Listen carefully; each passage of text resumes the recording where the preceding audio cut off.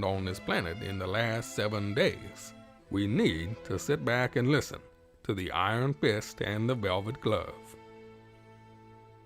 Dear listener, welcome back yet again, episode 286, the Iron Fist and the Velvet Glove podcast.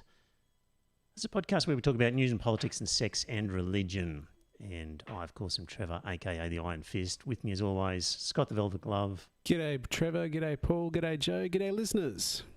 Hope you're all well. Do you want to give us a job update? Well, I'm still on the dole, which is getting very frustrating because there's this job down the Gold Coast in Robina that they keep saying that, he's the lead candidate, blah, blah, blah, blah, blah. But now they want me to go through another interview.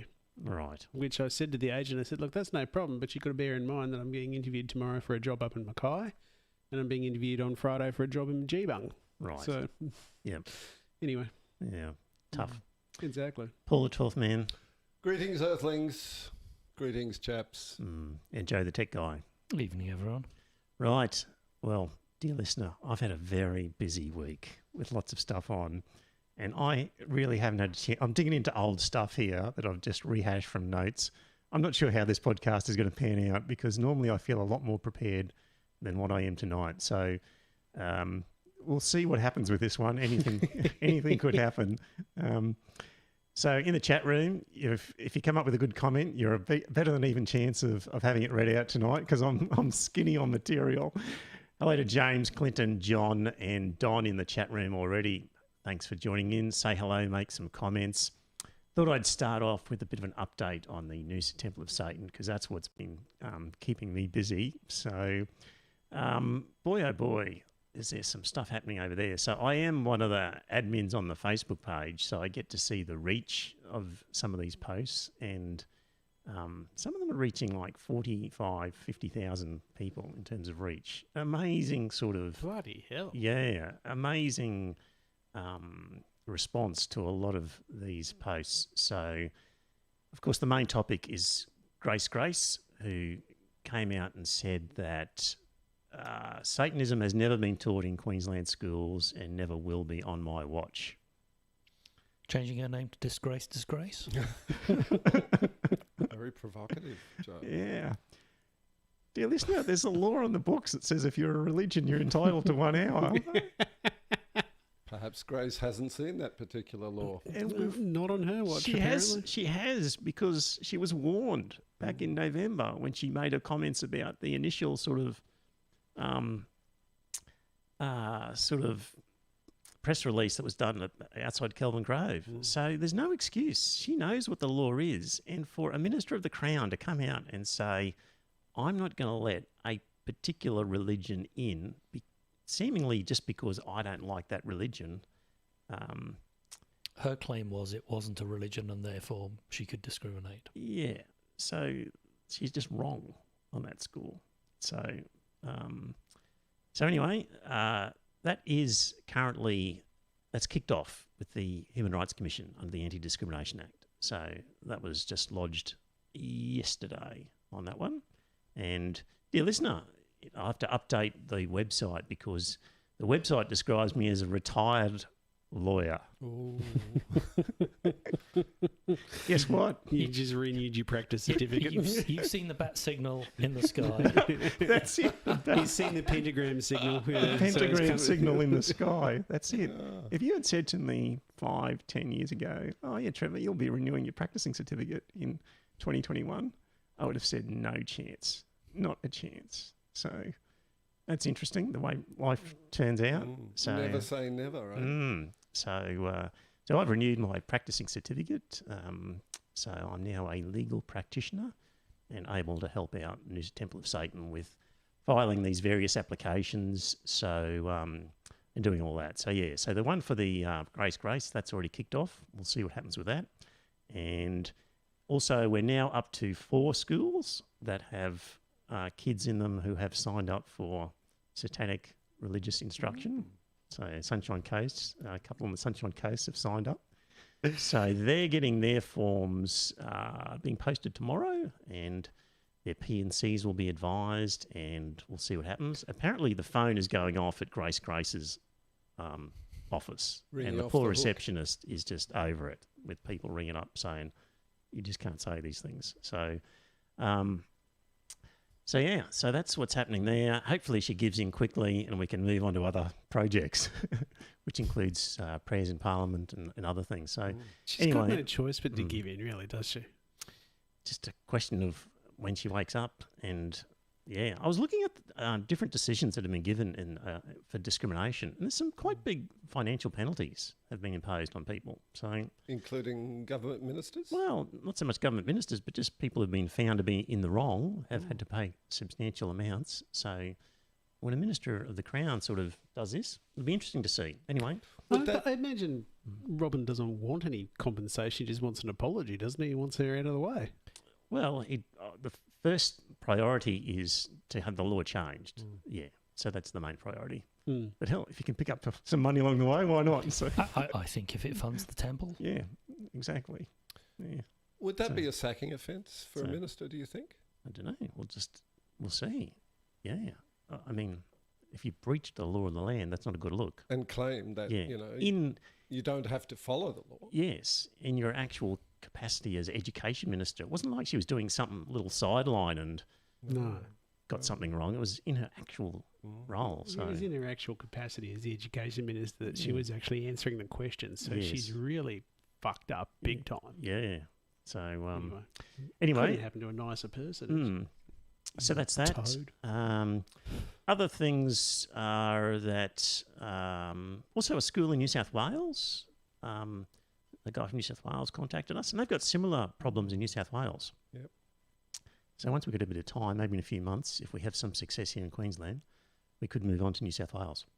That'll be interesting. I do know that I forget which of the Church of the Flying Spaghetti Monsters was rejected by New South Wales Education Department Right. because yeah. they've had to try already. Yeah, but then the Church of the Flying Spaghetti Monster is not a genuine religion. Well, Careful. yeah, exactly. They're a genuine adherent. No, because none of them actually believe that I there in is a- do in a- believe the captain has a number of affidavits stating opposite. Yeah, stating Really? otherwise. Yes. Okay, well then in that case they could challenge it. Yeah. And, So, and it really rests on faith, Right. doesn't it? Absolutely. And how do we define faith? I think previously it's been held that none of the followers actually believe in it. It's 100% satirical. So if she's got evidence that that's not the case, then she So- might have a chance. So she might say to you guys, Satanism is just a made-up religion. And you could say, aren't they all? Well, that's right. Yes. I mean, well, first of all, we'd say, do you believe in Satan? I mean, the thing is, Grace probably does. And if she says yes, bingo. Supernatural being? What's What more do you need? If she says yes, I believe in Satan. Of course I believe in Satan. Yes, yeah. So in the chat room, Daniel says, "How dare you, Trevor? May the flying spaghetti monster touch you with his noodly appendage." Good Lord, good Lord. Okay, what else have we got in here? Julia has made a comment. Yes, we are, Julia, aren't we? Looking forward to what happens out of all that. So I'm the lawyer for the Noosa Temple of Satan, and I've given myself a title, actually, of the Advocatus Diaboli, That's a mouthful. Latin for devil's advocate. There you go. Say it again. Advocatus Diaboli. No relation to avocados. No, that's key ingredient in guacamole. Yeah. Good. And you're doing the Dark Prince's work. So Yeah. well done. Yeah. Robin, if you're listening, get well soon. Robin he's quite ill, so he's in the wars, but he's holding his chin up. But we'll say a prayer for him. Yeah, thoughts and prayers, Robin. Yeah.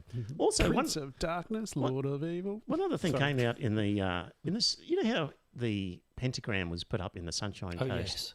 Lots hospital? of people complaining it was Yeah. the wrong way up. Lots of people complained it was the wrong way up. Well, the hospital released some sort of press release to the Sunshine Coast advertiser or whatever it's called, saying we're not recognising Satanism. That's a Christian symbol, and like totally backtracking that they've recognised Satanism, Really? and they're saying that the symbol there is a Christian symbol, and it's an amazing backtrack. So we've got to get down to the nuts and bolts of what's happening there. It's quite bizarre how they've sort of backtracked on accepting it. So we'll see. It sounds like they don't like the pressure from the Christians and that sort of thing, doesn't it? Indeed. Well, Yeah, it sounds does. like there might be a few Christians in the hospital administration Yeah. that didn't like it. Who knows? We'll get to the bottom of that one. Mm. Yeah. So that's that. Okay, so that's about all on the Noosa Temple of Satan update. We'll keep you informed. If you're not already, follow the Facebook page over there and see what's happening.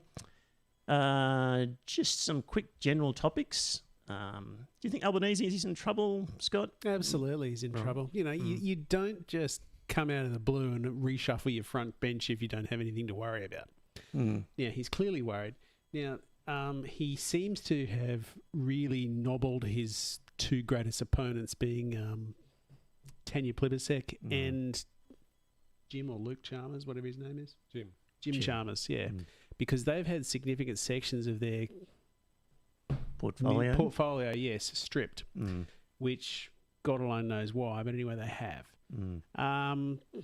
I think it's a desperate attempt by him to try and, you know, right his ship and that sort of stuff. But, you know, I've never liked Albanese. I've said it before, I'll say it again, he's about as inspiring as a dishcloth. You know, he's not a very inspiring leader, and I just don't see him... I don't see him lasting to the next election. Now, the problem is neither Chalmers nor Plibersek want to be the one that loses the next election. I think they've all realised that the next election is lost. So... That's crazy if they have. That is crazy if they have. Remember what happened with Anastasia Palaszczuk in Queensland? Basically, people like... who was the one that got sacked because of the rental property near the train line? Jackie Trad. Jackie Trad, sort of, the word sort of seems to have been that she held back challenging because she thought that the election would be lost and then she would become leader and then win the next one. And then, of course, Anastasia Palaszczuk wins the election and has now won 3 of them and, you know, is one of the longest serving female premiers Exactly. in the country. Like, this is not a hard election to win against it shouldn't Scott be. Morrison if you are a communicator and can say, okay, Australia's done really well with the COVID crisis, but guess what? Despite you, not because of you, Scott Morrison, it's the states who have, you know, done the job. Exactly, and that's the whole point that I think that they ought to. You know, if you had a genuine attack dog on the left who would be prepared to, you know, because let's face it, the COVID crisis is now behind us in Australia. It is basically behind us. We've got vaccines that are coming out in the next couple of weeks and that sort of stuff. That's when it's going to start. Morrison reckons we're all going to be vaccinated by October, which means the international borders will be open in November and life will return to normal after that. I think November's a bit quick. I think so too. Yeah. Really? I think that's I think that's a optimistic. bit quick. We don't know yet whether the vaccine stops transmission. We just know it stops people getting sick. Exactly. And if you've got 95% of the population vaccinated, then you've only got those hardcore nutters that aren't going to get that are going to get sick. It sounds a little bit quick, but anyway. We'll see. Yep. The point is that because the lion's share of the COVID crisis is now behind us, there is nothing holding back the Labor opposition. They should be able to go for the throat. I honestly believe that is what has been lacking for a very long time, is that no one has gone for Morrison's throat and really tried to rip his organs out. But You're sounding increasingly violent. increasingly violent. Just colourful language. You could write articles for the Spectator at the rate you're going. I don't like Morrison. No, it's... You didn't mind him a few years ago. I didn't mind him a few years ago, but he's gone completely off the deep end. Yeah. However, I honestly believe that Plibersek, if she could be unleashed and that sort of stuff, she could go for the throat and she could tear him down. But I don't think she wants to lose the next election. Now, I honestly believe that I said to the better half the other day, I said what I think should happen is that Plibersek should stand up, take one for the team, lose the next election, and then she can hand over gracefully to Jim Chalmers and that sort of thing. God, okay. So a change of leader for Tanya Plibersek, take a hit, and then hand over again. Yes, Scott, that's too much.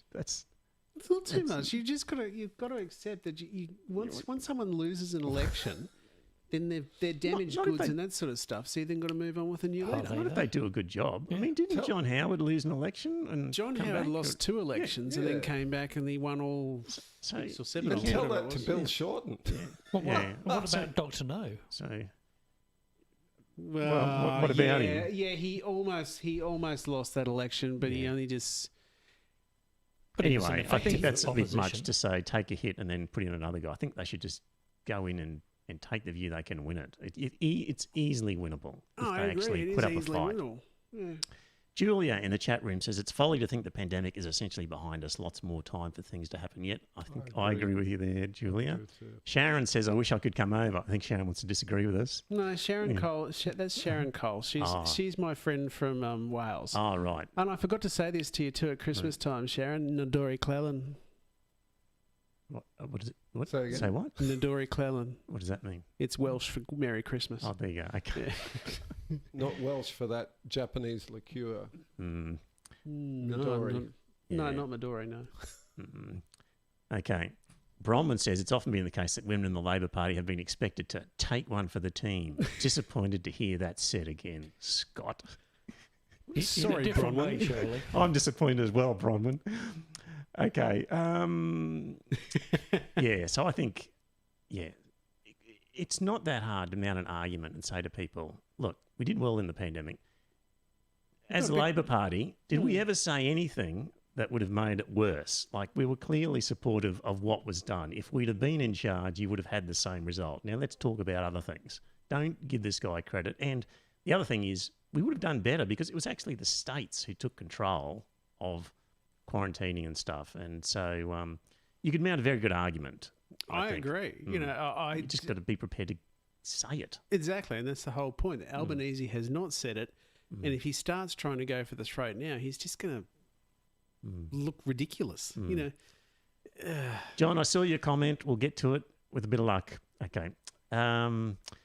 Briefly also, GameStop. Anybody here into playing the market, shorting stocks and things like that? So, no, I'm not. I can understand what they were trying to do, though. You know, allegedly they were taking on the big guys and that sort of stuff. Now they had a fairly spectacular win because what actually happened, ladies and gentlemen, there was one trading house that was actually out there shorting the GameStop. Robinhood was the Robinhood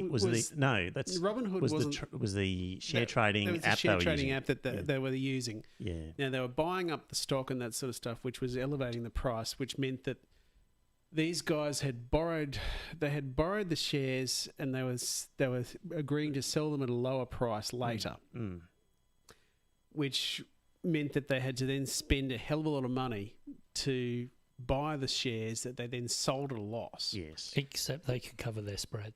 Sorry? They can cover their spread.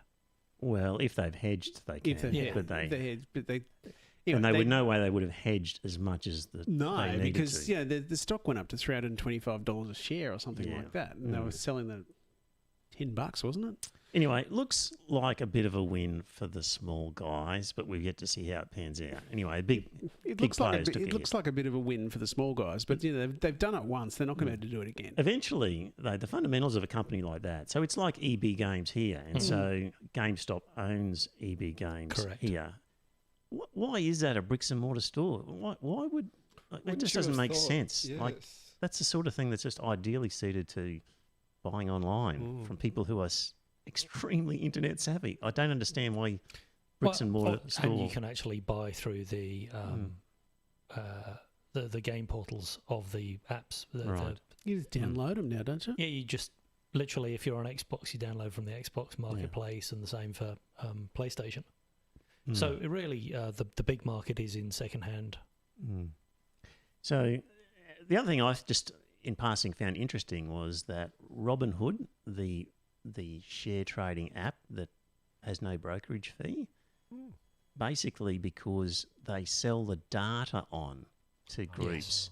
So the big players get to see what the little players are doing with the data that Robinhood sells, and that's how Robinhood can provide And also they're not brokerage-free. doing instant transactions. Yeah. There was something about delaying the transactions, and Yeah. therefore And- they and the- possibly made a difference. Yes, and that the prices that you might see on Robinhood are not as good as you might see in other places as well was one of the other problems. So you sort of look at this, how can they offer a free brokerage service, but data is valuable? Yeah. Karen has answered the question. Because the game nerds need some social interaction. But they get that, Karen, in the game. And you don't need to smell them either because they don't shower for days. Right.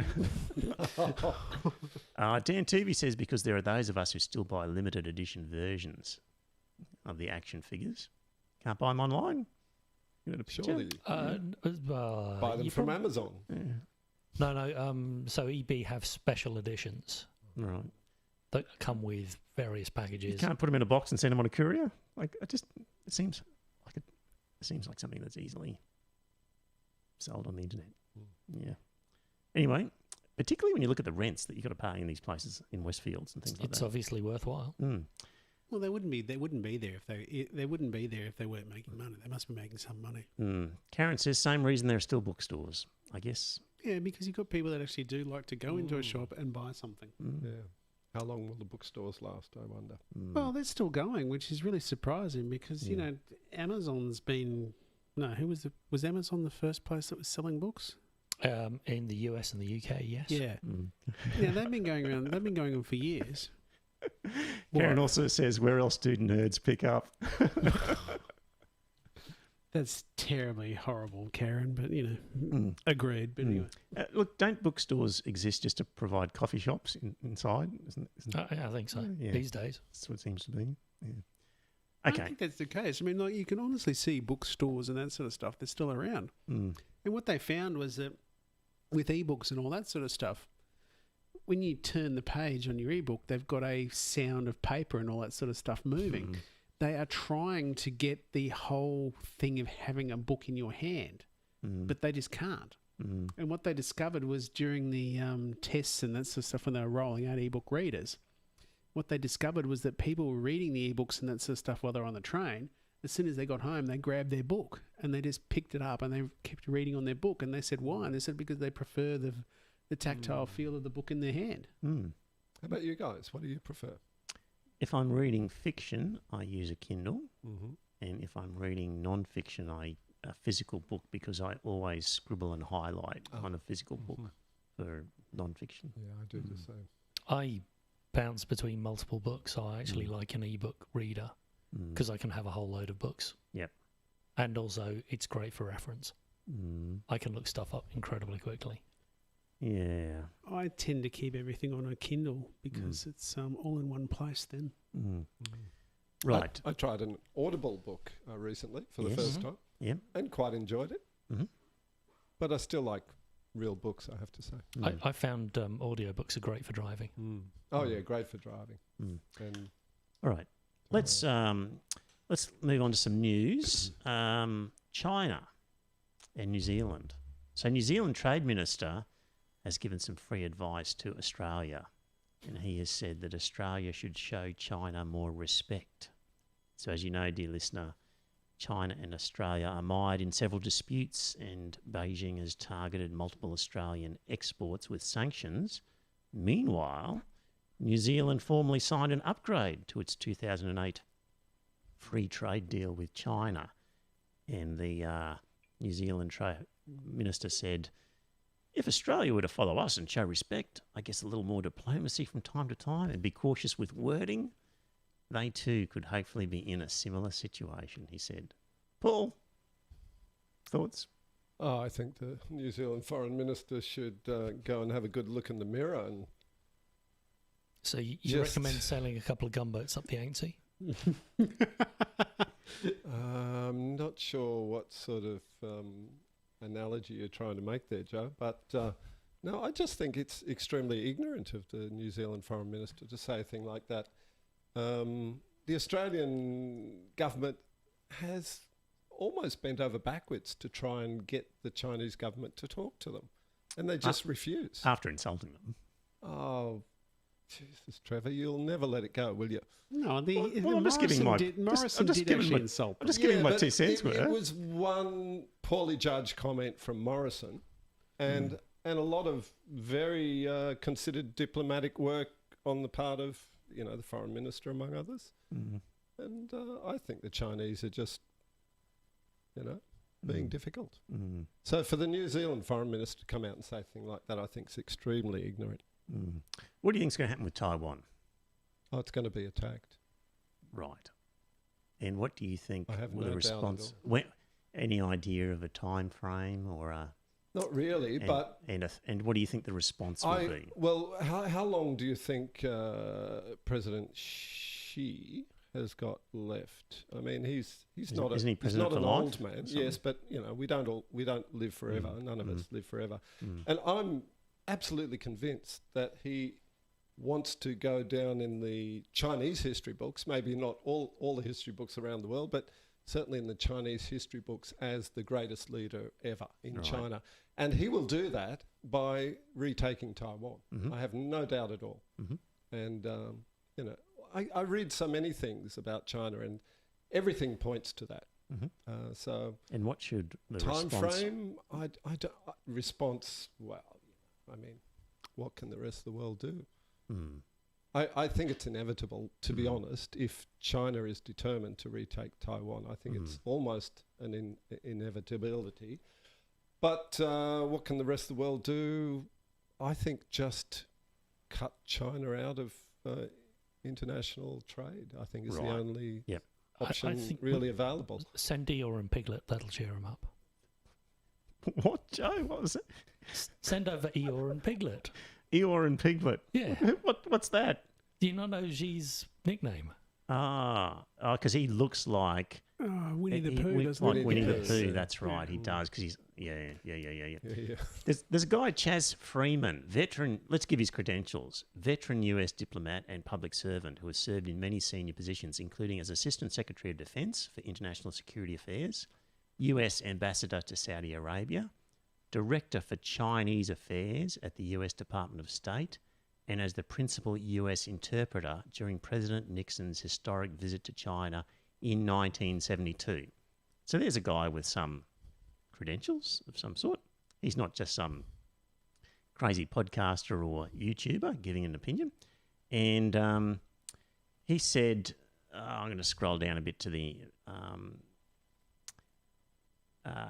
he seems to be convinced as well, Paul, that China is going to make a play on Taiwan. A couple of years ago, I was quite concerned that it was coming sooner rather than later because I don't know if you guys are aware, but the 100th, the centenary, 100-year anniversary of the formation of the Chinese Communist Party is this year in July or August, I think it was. So I was sort of a little bit concerned that, President Xi wanted to make that the sort of icing on the cake, if you like. But I don't know that they really have enough time to do it now. But I don't. Next few years, there's going to be conflict. Absolutely. I don't think China's going to risk a full-blown war with the United States, though. Why wouldn't they? Sorry? Why wouldn't they? Okay, that's a good question because they really want Taiwan. I know they really want Taiwan, but if they do enrage the United States and Biden is not the weak link that the Republicans tried to make him out to be on China, I just don't see that he's going to bend over backwards for them and say, yeah, take Taiwan. Why do the Chinese have to ask for his permission? Well, they don't, but if they... The only way they can go in there relatively bloodlessly It is won't if... be bloodless. Oh, no. It's, the Taiwanese military will put up a stand for a couple of weeks before they eventually capitulate. They'll definitely fight. Yeah, they will definitely fight. I don't think there's any doubt about that.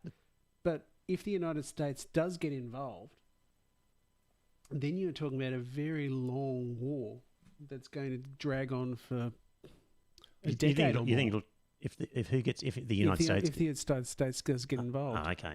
So just back to this article, what he says is that we basically had agreements with the Chinese that we'd stay out of Taiwan and not assist them in any way. But we, being the Americans, have basically breached our agreements with China. And he says that in response to this, the Chinese have built a formidable capacity to take Taiwan.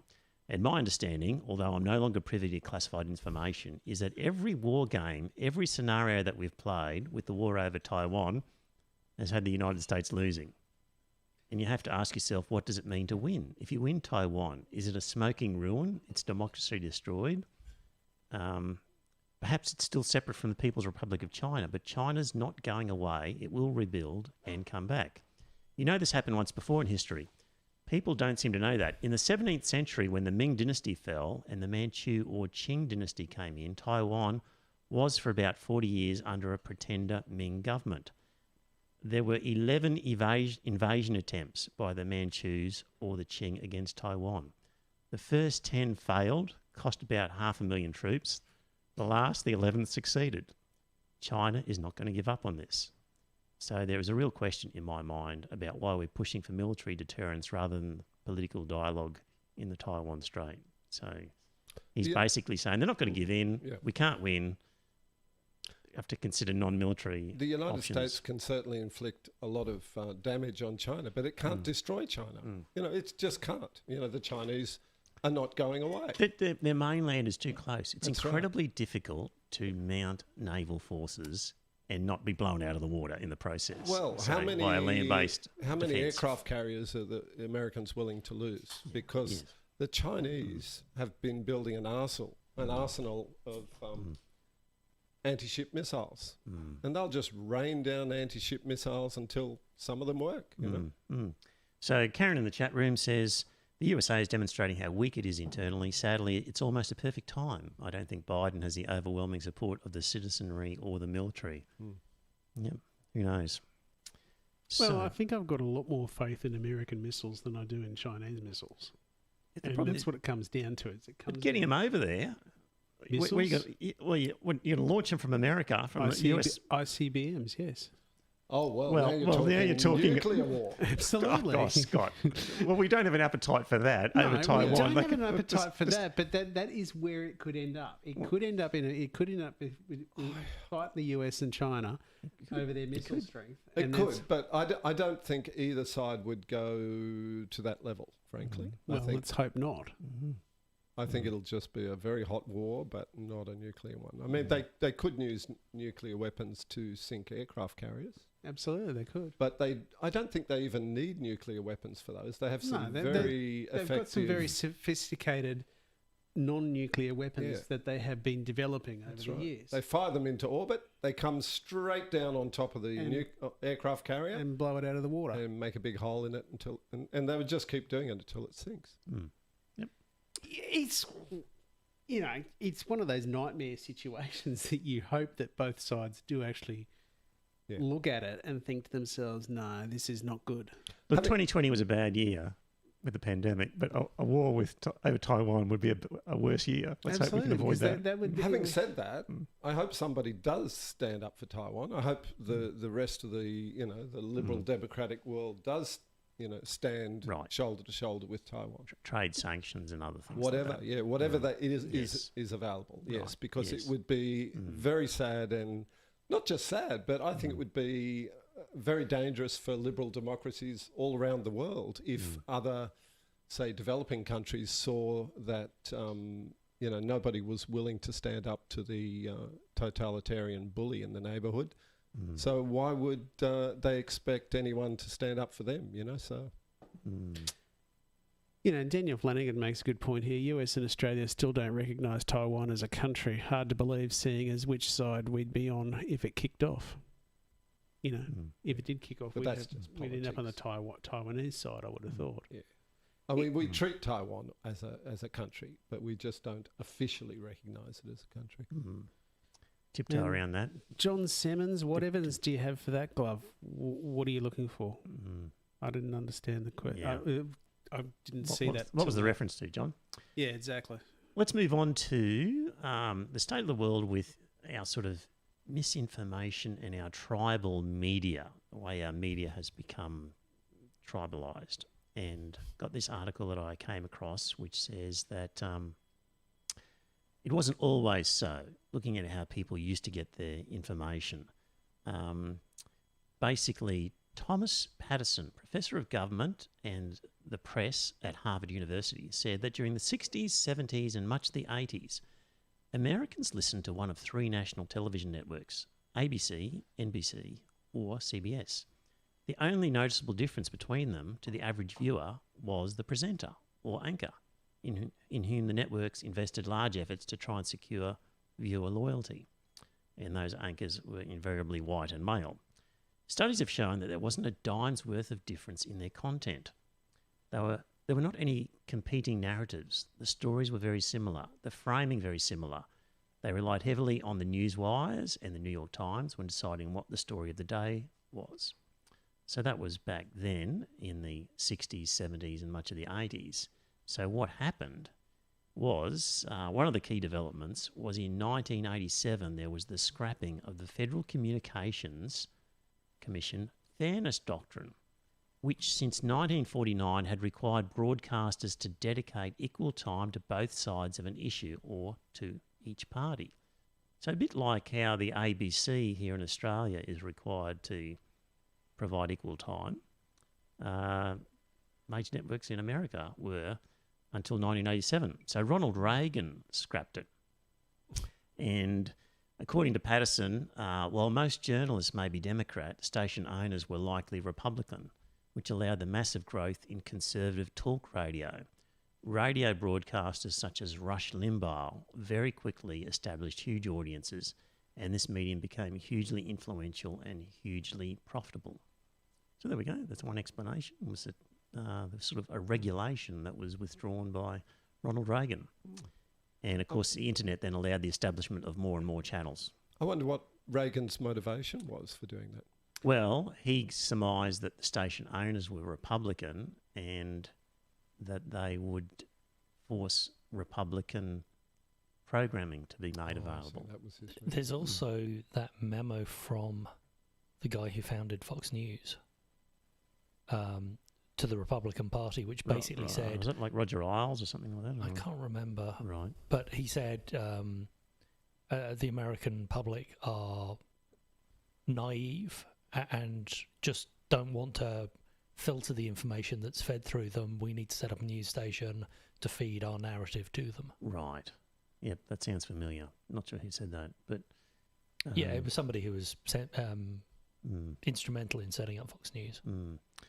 So some just decisions like that might at the time not seem that influential, like that decision of Reagan's to sort of make that change, but later turn out to be hugely influential. It's spiraled, hasn't it? Out of control completely, that you've got Fox News. You know. But is it not the consumer voting with their feet or their eyes in this case? And their ears and their brains? Yes. Not that last bit, but yeah. but it's really just saying that that because you've taken away that fairness doctrine or whatever, fairness doctrine it was called. Because you've taken that away, you've now got Fox News no longer is compelled to have the other side of the argument being presented. And the same with MSNBC. Yeah, I know. MSNBC is now presenting only the left-wing side of things. I think one of the other things is you've got a generation who have grown up trusting the news service because it was relatively trustworthy in what it was saying, though. And when the news services become extremely partisan, they don't understand that change, and they assume they're getting the same trustworthy news that they got 20 years ago when they're getting something quite different. So it's tough for older people to sort of figure that out, I think. Have you gents seen The Newsroom? The Newsroom? Yeah. No. Well, okay. The Newsroom? I will bring this DVD over next week. Right. It's very good. It's an HBO It's an HBO show. And it starts off with this guy, the American Ray Martin, who finally gets sick of just presenting the news in inverted commas, and he wants to do the news properly. And he's up there at Northwestern and that type of thing, and he tears strips off a young girl and that sort of stuff who asks the question, why is America the greatest country on earth? I've seen that one. Yeah. It's on YouTube all the time where he said it's not. And then he gives all the statistics of why. Yes. And he says, we used to be great. We used to do this. We put man on the moon, but now we're a heap of shit. Exactly, yeah. Right. And everybody's standing there like stunned mullets. Yeah. Anyway, that's where it all starts. It's a very good program. If you would is like that the to actual see start of it? Sorry? That's the start of it. Yeah. I thought that would be the ending of it. No, right? no, that's the start of it. Is that a series or a movie? It's a series. It's a Oh, series. series. I'll bring the DVDs over Okay. for you, Jex, next week. That'd be good. Okay. So next week we're watching a TV series instead of No, doing you're a not watching a podcast. TV series. We're doing the podcast next week. No, we're just going to stream it. Yes. And read the comments. Paul, do you think there's a problem with free speech in Australian universities? Reportedly, there is some sort of issue. I haven't been on an Australian university much over the last few years, but friends of mine who have, as students, have told me that, it's a very, what would you say, tribalistic environment. And if you're the not whole cancel culture thing, the sort of Bettina Arndt thing, do you think that's a big problem in Australian universities? I don't know how big a problem, but it's certainly a problem if it's there at all, because universities should be encouraging intellectual exploration, shouldn't they? Rather than trying to encourage students to all sort of, fit into the, what would you say, the fashionable ideologies. But look, I was chatting briefly with an ex-colleague of mine who's a guy who was, last time I spoke to him, which is probably a couple of years ago, he was setting off to do his PhD, a really bright young guy. And I chatted to him the other day and I said, how's your PhD going? And he said, packed it in. He said he just got so disgusted with the lecturers who were organising the tutorial groups and things like that. And he said, one PhD candidate, But PhD in what was it? it was something to do with politics. Right. Okay. He said, he gave me an example. He said one of the other candidates was describing their methodology, their research methodology, and they were going to interview something like 5 or 6 Indigenous people. 5 or 6. 5 or 6. And he was sitting there thinking, 5 or 6? Are you serious? And he said, and the supervisor said, oh yeah, that sounds great. Right. Okay. I mean, this is supposed to be a PhD Right. research methodology. And he Right. said he just got so... I don't think that was Yep. everything, but he said he just became so disgusted that he just packed it in. Anyone in the chat room done a PhD? Did you feel pressure to produce work that was in line with the supervisor's way of thinking? It shouldn't happen in a PhD, should it? But I guess there's pressure. Well, I don't know if it's pressure so much as just this conformity, with the left-wing ideology. That Well, of course, seems there was to be Dr. Wileman. predominant. Doctor Who? Judy Wileman. What did she do? She got a PhD in anti-vax. PhD in anti-vax. Oh yeah.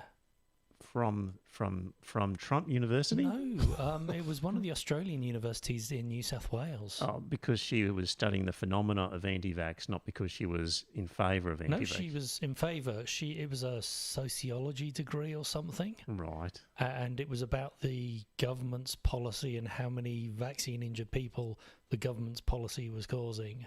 Right. And yeah, it's been slated by people who actually understand epidemiology. Right. But she was still granted a PhD. Okay. Anyway, Chief Justice Robert French did a review of Australian universities and found no evidence of a free speech crisis on campuses. But that didn't stop Conservatives from reporting that it had. Over the weekend, former High Court Chief Justice Robert French, AC, released his long-awaited report into freedom of speech on campus. He did a 4-month review, concluded there was no systemic freedom of speech crisis on Australian university campuses, but he did recommend some minor things, basically. But is the short crisis, answer. what's a crisis? What does he mean by a crisis? Well, if you listen to people like Dan Tehan and others, you sort of get the impression of a crisis at our universities. Maybe more so in America, and some sort of commentators here would like you to think that there's a crisis happening in Australian universities. And sort of Dan Tehan was worried enough that he ordered an inquiry into it. And this Chief Justice says, well, actually, there's no systemic problem here. There's the odd thing happening now and again, but nothing to worry about, basically. Yeah, so there we go. Look, I don't think even if there was a free speech issue, I mean, on campus, students just don't go to campus anymore, do they? Like, it's all just done online now. Like, the whole experience of university has been turned upside down by the pandemic. They are back on campus. It's just the overseas students, aren't they? right. Yeah, but you've still got the option of doing everything externally now. You can just log into your lecture via Zoom now. But you still have to interact with other students, even if it's online. That's true. So you've still got tutorials and that sort of stuff. That yeah, and if you feel like your lecturer or the person who's going to be marking your papers is of a certain ideological disposition, you might feel a little bit worried about like the editor of a papers. newspaper, even. Like the editor of a newspaper. If you felt they had an ideological disposition, then you'd be more inclined to write articles. I think that's a bit different, Joe. Frankly. Quite a bit different. I just want to briefly mention the Magna Carta, because we had a discussion a week or so ago about the Magna Carta, because you had posted a YouTube video about heresies, and they were really, in my mind, relying on the Magna Carta as a symbol of the beginnings of individual liberty. And that was, I thought, hang on a minute, that just doesn't sound right to me. But a lot of people say that. It's not just me. So I did a little bit of research. So the Magna Carta was agreed to by King John of England at Runnymede near Windsor, 15th of June, 1215. First drafted by Archbishop of Canterbury, Stephen Langton, to make peace between the unpopular king and a group of rebel barons. Promised the protection of church rights, protection for the barons from illegal imprisonment, access to swift justice, limitations on feudal payments to the crown. In the end, neither side stood behind their commitments, and the charter was annulled by Pope Innocent III, leading to the First Barons' War. Subsequently, the charter became part of English life and was typically renewed by each monarch in turn, although as time went by and the fledgling Parliament of England passed new laws, it lost some of its practical significance. At the end of the 16th century, there was an upsurge in interest in the Magna Carta. Lawyers and historians at the time believed there was an ancient English constitution going back to the days of the Anglo-Saxons that protected individual English freedoms. They argued that the Norman invasion of 1066 had overthrown those rights, and the Magna Carta had been a popular attempt to restore them. The political myth of Magna Carta and its protection of ancient personal liberties persisted after the Glorious Revolution of 1688 until well into the 19th century. It influenced the early American colonists, which became supreme law of the land in the new Republic of the United States. Research by Victorian historians showed that the original 1215 Charter had concerned the medieval relationship between the monarch and the barons rather than the rights of ordinary people. But the Charter remained a powerful, iconic document even after almost all of its content was repealed from the statute books in the 19th and 20th century. That's one opinion. So you're right, Paul, there is had been a school of thought that this was a document for individual liberty. Dear listener, there's a copy of the Magna Carta, the 1215 edition. That's the great thing. You can find this stuff. So, but it still had a lot of symbolic significance. You could just read it. Read the text of it. It only would be maybe 3,000 words or something like that. And essentially, as I look at it, it's basically guaranteeing citizens a right to a fair trial and not just to be run over by a monarch, and that basically to be judged by their peers is the essentials of it. So you can read it yourself and form your own opinion without actually having to sort of rely on somebody else's interpretation of what the document is. So I'd recommend it to you, dear listener, if you've got an interest in the Magna Carta. This obviously is an edition which has been converted from ye old English into more modern English. So just a question from a complete ignoramus here. You said that this guarantees trial by your peers, does it? Does this guarantee trial by jury or not? No, that's the sort of thing. For example, clause 38. In future, no official shall place a man on trial upon his own unsupported statement without producing credible witnesses to the truth of it. Okay. So that's the sort of thing. The sort of where thing they that's- used to be just hauled off and some servant of the king would say, you're did up for this, and in the slammer you go. Yeah, it was exactly. sort of, yeah. So, So it was contains certain seeds of the concept of fair trial and things like that. yeah, it was about saying it's not an arbitrary authority of a king that is going to decide what happens. It's going to be the community that decides what happens. And I think 39 is more important to that. 39. No man shall be seized or imprisoned or stripped of his rights or possessions, or outlawed or exiled, or deprived of his standing in any way, nor will we proceed with force against him or send others to do so except by lawful judgment of his equals or by the law of the land. Yeah, but the law of the land back then was still decided by the king, though, wasn't it? Well, lawful judgment of his equals. It's about taking the law off the monarch and putting it in the hands of the collective. It's also worth noting it does say no free man. Yeah. So yeah. So I wonder what that means. slavery was still around. Yeah. But it's an incremental thing. Yeah, isn't it? absolutely. Yeah. I think it was our first step down that path. Yeah. But I do think that it was. It was a significant step along the way to. It was. It's not about individual liberty because it's saying you're going to be tried by your peers, not the king. So your liberty could well be constrained, but we're going to decide about it, not the But king. wasn't it a sort of foundational document for what we refer to as rule of law? You know, rather than just rule by decree. Yes. Yeah. And the sort of laws I said here, for a trivial offence, a man shall be fined only in proportion to the degree of his offence, and for a serious offence correspondingly, but not so heavily as to deprive him of his livelihood. Here's another one I just picked out.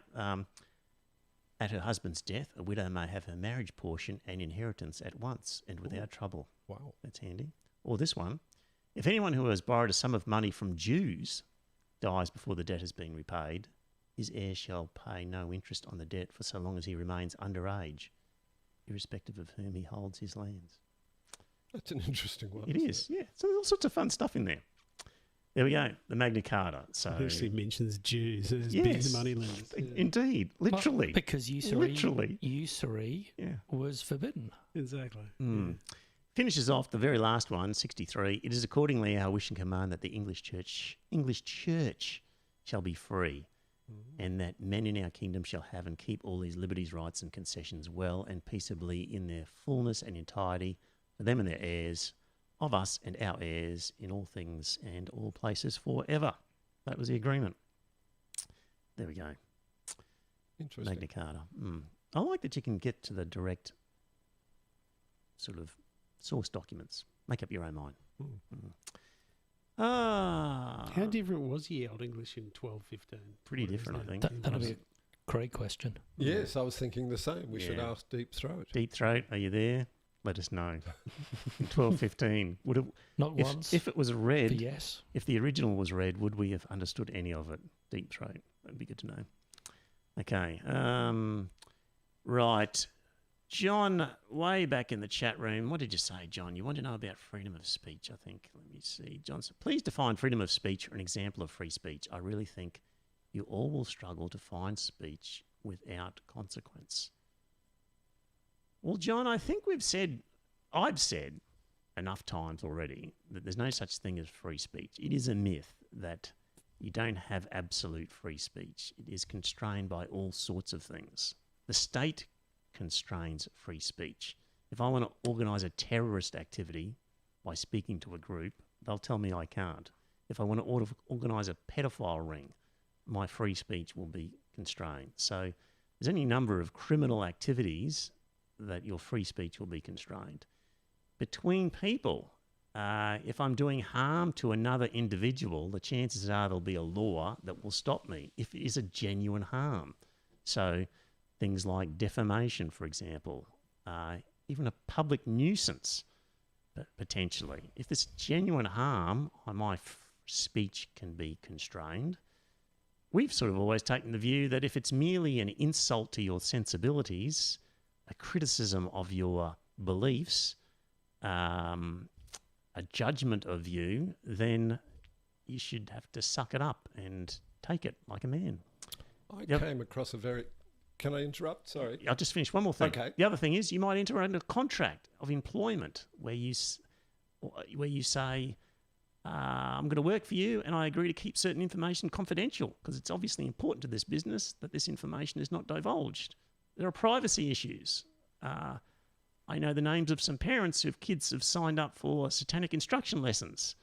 Clearly, I'm under an obligation not to disclose that because it's private. So there's any number of free speech issues that... Sorry, now you go ahead, Paul. That's all right. No, I mean, it seems to me that the essence of the importance of free speech is that we can express an opinion about something happening in society or about something happening in our political system or our politicians themselves without fear of retribution or punishment. To me, that's the essence of it. It's not about...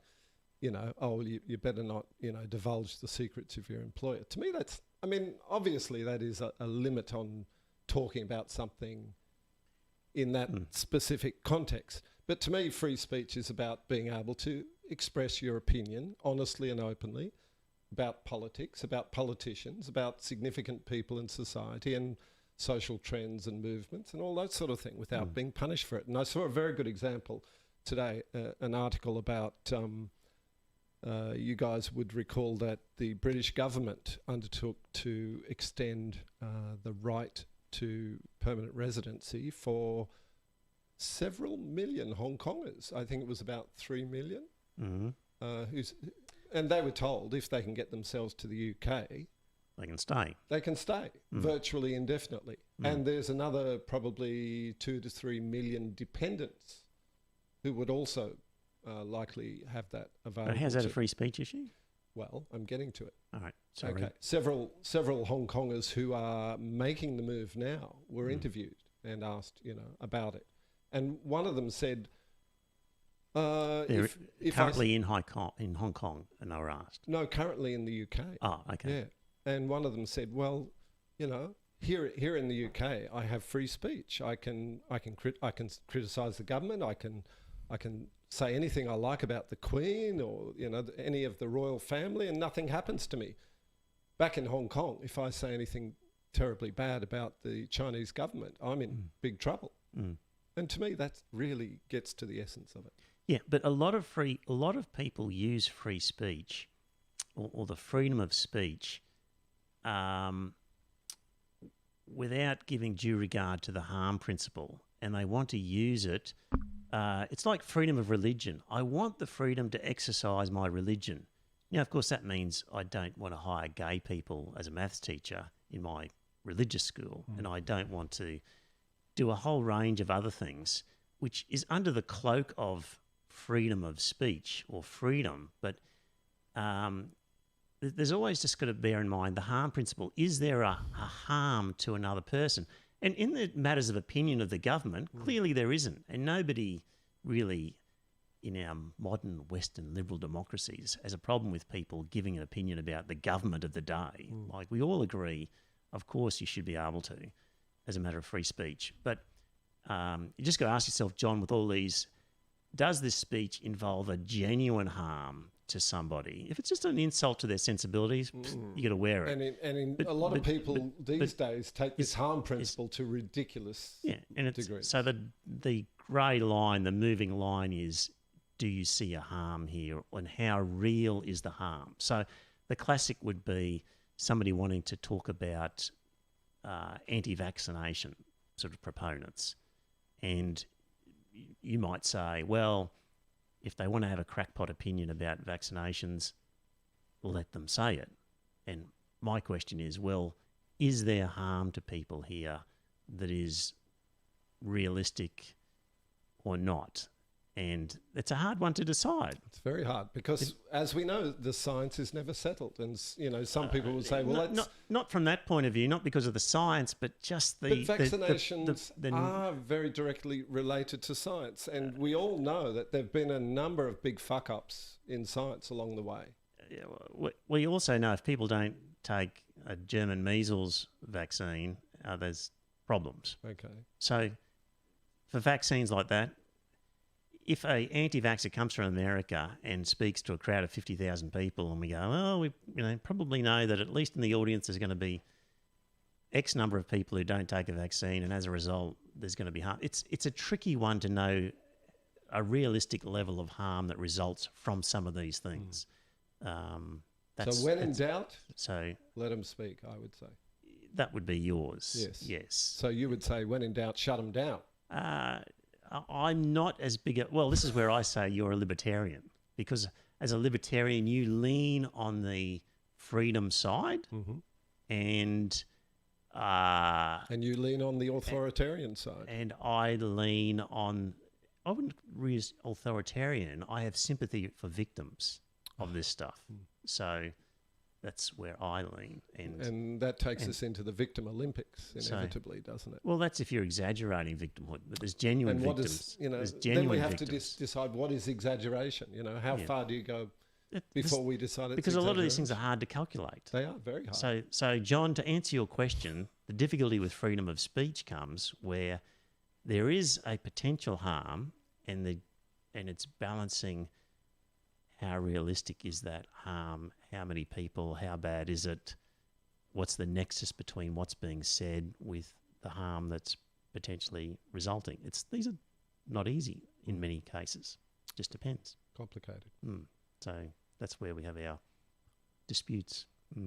But the outlier of that is sort of contractual relationships of employees, where there's not a harm principle, but it's what have you agreed to with an employer and what's reasonable in that particular employment. So you might, and this is where we have the Israel Folau sort of stuff, where I say that footballers and the like who promote themselves and earn a lot of money as sort of put up as sort of idols, as sort of idol's not the right word that I'm looking for, but as public image type, iconic personalities, and so you could say, it's possible for them to enter into contracts of employment where they basically are told, we're giving you extra special money.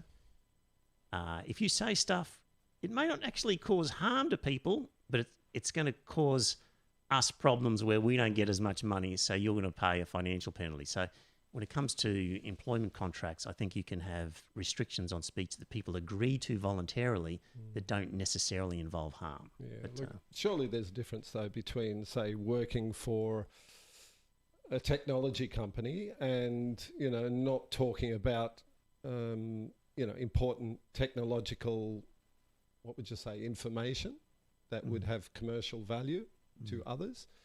I mean, I can understand people being asked to sign non-disclosure agreements for that sort of information that has monetary value.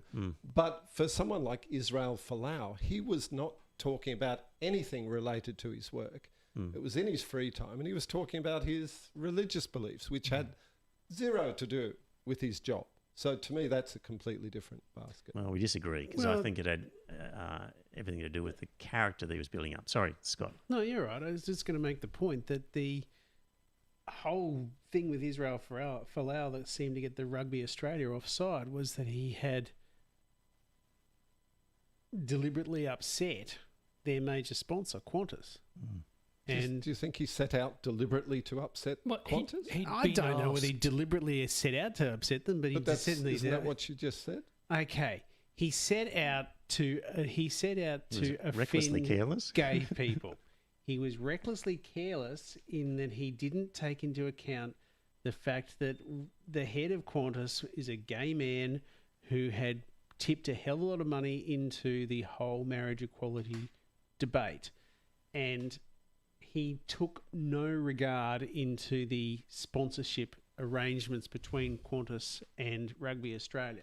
So should we have to check the I don't think the CEO's sexuality was the important part with Israel Folau. I don't think that was the important. I don't think the CEO's sexuality was the important part. But basically, he made himself distasteful to a significant proportion of the community, and as an employer, you're entitled to say, don't do things that'll make you distasteful to a significant section of the population and who we Israel- are trying to sell stuff to. And Israel Folau didn't care, yeah. so that was where it all blew up in his face. In the chat room, Karen says, I don't think harm should be a factor. Words are not the same as violence, and equating the two is dangerous to my mind. Our hate speech laws already govern inciting violence and racial, sexual discrimination, etc. Well, Karen, I disagree. I think words can cause genuine harm, and our laws already recognise that. So you just can't ignore the fact that words can cause harm. There we go. What about silence is violence? Silence is violence. What's that about? tend to Well, that's something that I hear a lot of social justice warriors say. If you these don't days. speak up against an issue, then you are being complicit with That's it. right. I'll just forget that. Like, Well, it's in the same category as, words are bullets, and, because people do say things like that. no, that falls don't you into hear that falls into the category of somebody's sensibilities being offended, and it's Exactly. hardened up. So No, but that would. I can only think of situations like that. I can't think of genuine harm caused by silence. I can only think of hurt feelings that are not assuaged by somebody standing up for them. So I can't see genuine harm arising from silence. people were saying that Israel Folau's comments would lead to youth suicide and things like that. Right. But where's somebody saying silent relevant to that? Well, in other words, if you don't speak up and condemn Israel Folau, then you're complicit, as Joe said. No, Silence is violence. I don't go for that one. I don't either. Don't go for that one. Anyway, I'm going to think about what Karen has actually said there. mm, I've got to think about that because I understand what she's saying. Yeah, I don't know. You might have changed my mind a little bit, Karen. I don't know. words are not the same as violence, and equating the two is dangerous. I agree, Karen. But- Words can cause harm. Yeah, but don't you think, Karen, that inciting violence is where we're talking about that sort of thing? Like the words that incite violence are just as bad? No, I don't think that's what Karen's referring to. I know she's not. She's saying that words aren't violence, which I tend to agree with. However, I also tend to agree with what Trevor's saying there, that sometimes words can... Like words, Be like violence. just negligent misrepresentation or fraudulent misrepresentations I can agree. cost people their Fraudulent- complete livelihood. Yeah, fraudulent you can- misrepresentations shouldn't ever be allowed. As a fraudulent statement where you're conning people out of money can totally ruin somebody's life. You could take their entire life Yes, but savings off them. that's a deliberate act of deception. That's not Yeah, but words are violent. But that's an example of words causing harm. Oh. So it's possible for words to cause harm. But it's not just the words in that case. It's a But calculated without the act. words, it doesn't happen. But there's intent. So- So you have to prove intent for Yeah, fraud. but it's just an example where words can cause harm, is what I'm saying. Like you Okay. don't. Harm is not restricted to bopping people over the head with a baseball bat. Like words can do immeasurable So, harm, like more than just hurt telling- feelings. Telling children if they lose a tooth and they put their tooth under their pillow, this tooth fairy's going to visit at night and leave them 50 cents or something in exchange for the tooth. Well, I'm just giving That's you an a example. lie. I'm just giving an example of a family's And it's complete. deliberate deception. Is that harming the children, do you think?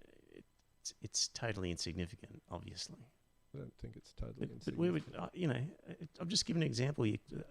A family could lose its entire livelihood through words. Yes, but So- as we already So, established, that's through a deliberate act of deception. It's But- not just the words. yeah, but it needs the words and the publication of words. Like if you were to defame somebody and say that somebody is a pedophile, and you're in a position of power where the word is spread and significant number of people hear it, and they don't hear the retraction, then that can cause enormous harm to somebody. Like reputation is Agreed. important. So Agreed. defaming somebody really badly can be enormously harmful, and that's just the publication of words. Like it's there's any number of circumstances where words can cause harm. I think we'd be going beyond just the words, though. I think Bronwyn and Ben's hit the nail right on the head here. Another way in which words can do harm is the case of people who deliberately spread disinformation. They should not be able to rely on the principle of free speech as a defence for their activities. But I the- agree with you, the Bronwyn. problem is- who decides what is disinformation? And that's the problem. That's really, really a fuzzy one. This So disinformation. in the case of Alex Jones, where he has in court affirmed that he's playing a character and that he has deliberately spread misinformation. This is like the Sandy Hook Yes. family. So, dear listener, Sandy Hook was the school where the preschoolers were shot, and what was Alex Jones sort of Alex Jones- proposed a theory that there was no such school. Yeah, the it was an shootings actor, didn't happen, and just- it was completely made up event. It was to take away guns away from Americans. Yeah, it was a made up event that never happened. Yes. Yeah. And so he's admitted in his divorce case, where he was painted as a total lunatic by his wife, and he stood up in court and under oath said, no, this is a character I was playing just to get more likes, more views. Wow. So he has admitted on Deliberate record misinformation. deliberate misinformation. There you go. Well, most of us would agree in that case, wouldn't we? I think so. Yeah. The difficulty is the anti-vaxxers who truly believe that vaccines are causing damage are not deliberately spreading misinformation because they truly believe it. Yes. So the question is, how do you differentiate between that? The religious would claim that atheists are spreading disinformation that is imperiling people's eternal souls.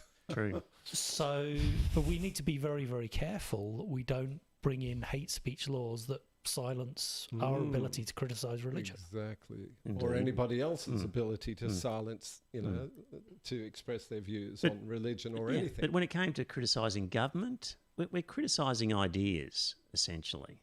And when it comes to criticising religion or atheism, we're criticising an idea.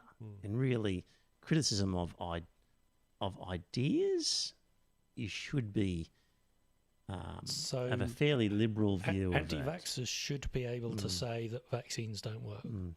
Well, is that an idea, or is that just a misinformation of fact? Have we reached beyond the point of vaccinations are not just an idea, but they're actual a matter of fact? That they, Well, I would agree that the weight of scientific evidence. Well, that's what I would say. supports- So I'd say vaccinations have moved out of the realm of competing ideas and theories into the world of fact.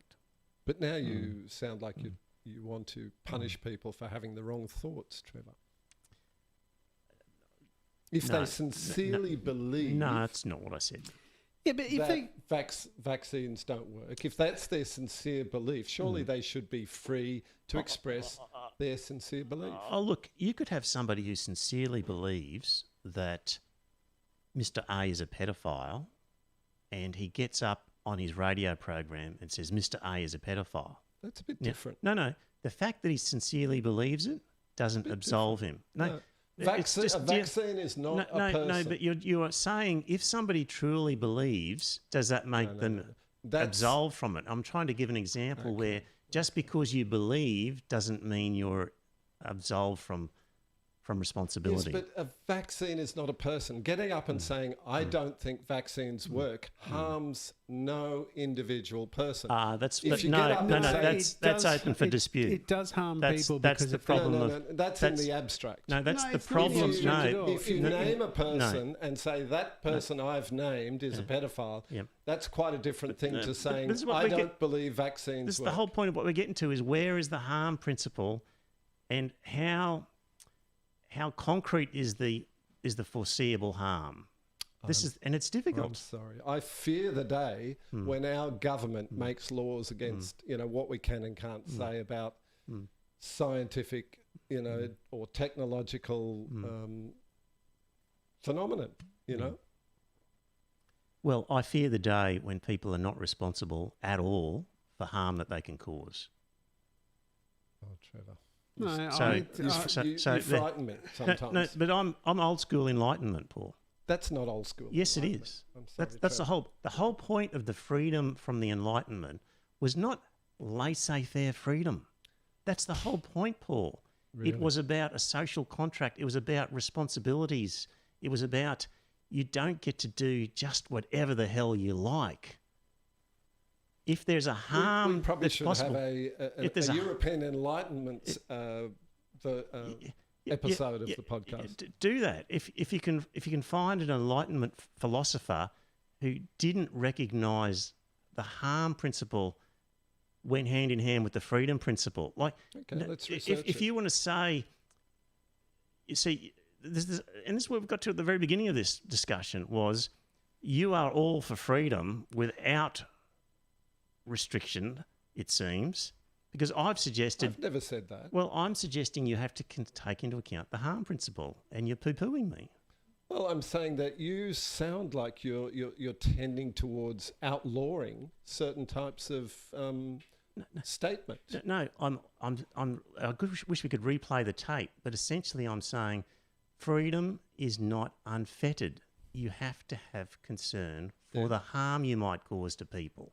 Yeah. You don't get to do whatever the fuck you like. I've never said that you do, Trevor. Well, my point is... I'm talking only about people having the freedom to express an opinion. Yeah. I'm not saying that we shouldn't live without any laws or regulations. And when it comes to opinions, Paul, if there are opinions about just ideas of a government, of a philosophy... Of a vaccine?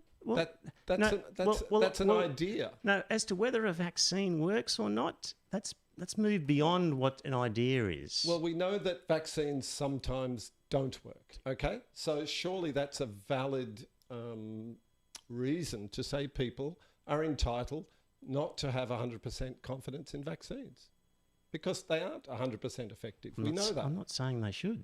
Yeah, I understand that, Paul, but don't you think that you've got this situation that, the anti-vaxxers are relying on that study by that guy that's been completely discredited. Andrew Wakefield? Yeah, okay. Whatever his name was. Mm-hmm. He was the guy that actually said that the MMR vaccine caused autism. Yeah. Now, that has been proven to be complete shite. Great. So we tell everybody that there is a lot of evidence that that guy doesn't know what he's talking about. That's the correct counter to that sort of wrong information, if you want to put it so that way. Then if you've got someone coming from the United States who's coming over here on a speaking tour to exactly produce that misinformation, do you think that he should be still allowed to travel here? Absolutely.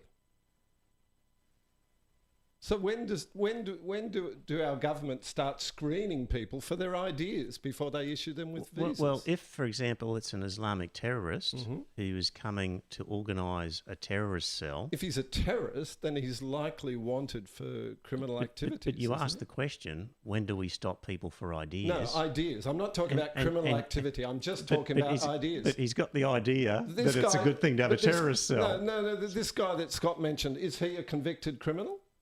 No, he's not. Well, then give him a visa. And if you disagree with him, say why. That's completely different to letting in terrorists and people. You asked the question, when do we stop people? I was just giving you an example. I said, when do we stop people based on their ideas, not the criminal activity? And I gave you the example. No, you said terrorists. And terrorists are criminals, aren't they? So you're saying, your question then is, when do we stop people based on their ideas when their ideas are not criminal? No, is just that their ideas. When their ideas are not criminal? That's right. Is that what you're saying? Yeah. So, well, I would say to you, when there's enough of a nexus between potential harm from what they're saying. And who decides? Well, there's the hard part. It is hard. That's why people end up in courts all the time, because... And that's why you've renewed your licence. No, that's not why. Grace is why I've renewed my licence. Yeah, well. Anyway, thank you, John, for the stuff in the chat room there. Bronwyn's made a few comments. Yeah, she doesn't like you tonight, Paul, that's for sure. Bronwyn, you have to come on one night and have a real go at this. Okay, well, in the chat room, you've done well. There's a little note saying we got over 100 messages. You've done well. We've rehashed some old ideas of freedom there. Never the twain shall meet on that one. But, hey, we're still friends. Aren't we? We are. Yeah. That's good.